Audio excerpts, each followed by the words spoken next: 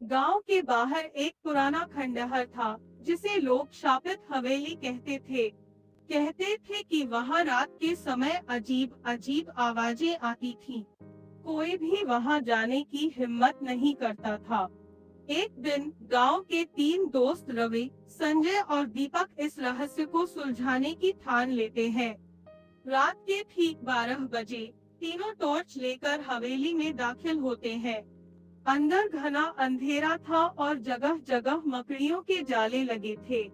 अचानक रवि को ऐसा लगा कि कोई उसकी पीठ पर हाथ रख रहा है। उसने घबराकर पीछे देखा, लेकिन वहां कोई नहीं था। तभी संजय की टॉर्च अपने आप बंद हो गई और एक ठंडी हवा का झोंका आया। दीपक को लगा कि किसी ने उसके कान में फुसफुसाया, भाग जाओ वरना मर जाओगे। तीनों दोस्तों के रोंगटे खड़े हो गए, लेकिन उन्होंने हिम्मत नहीं हारी। वे हवेली के अंदर गहराई में जाते रहे। तभी उन्होंने एक कमरे से किसी के रोने की आवाज सुनी। जब उन्होंने दरवाजा खोला, तो देखा कि एक सफेद साड़ी पहने और बिखरे बालों वाली औरत कोने में बैठी थी। उसने धीरे धीरे अपना सिर उठाया, और जैसे ही तीनों की नजर उसकी खून से सनी आंखों पर पड़ी, वे चीखते हुए भागने लगे। भागते भागते जब वे दरवाजे तक पहुँचे, तो दरवाजा अपने आप बंद हो गया। तभी वह डरावनी औरत उनके सामने आ गई और चीखकर बोली, तुमने मेरी नींद खराब कर दी। अब तुम कभी यहाँ से जिंदा नहीं जा पाओगे। तीनों दोस्त जोर से चिल्लाए और बेहोश हो गए। सुबह जब गांव वालों ने उन्हें हवेली के बाहर पड़ा पाया, तो वे बुरी तरह कांप रहे थे। होश में आने के बाद उन्होंने हवेली के अंदर का जो हाल बताया, उसे सुनकर सबकी रूह कांप गई। कहते हैं, उस दिन के बाद कोई भी उस हवेली के पास जाने की हिम्मत नहीं कर पाया, और जो भी गया, वो कभी लौटकर नहीं आया। गांव में उस रात के बाद डर का माहौल था।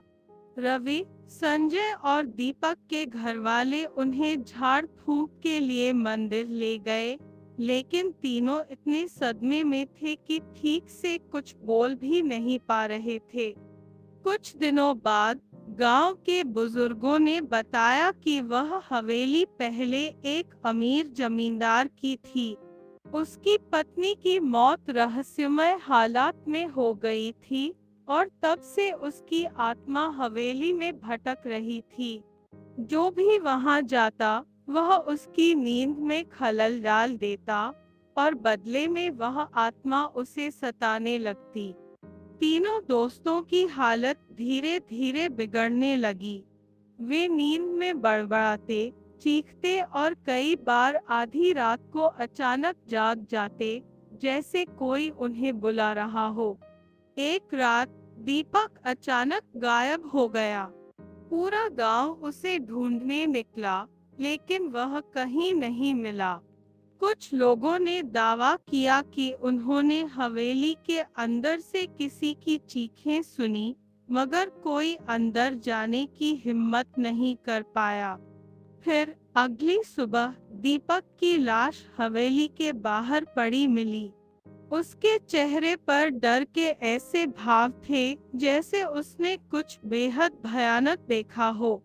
गांव के तांत्रिक ने कहा कि आत्मा को शांत किए बिना कोई भी सुरक्षित नहीं रहेगा। गांव वालों ने मिलकर एक बड़ा हवन किया और हवेली को हमेशा के लिए बंद करने का फैसला किया।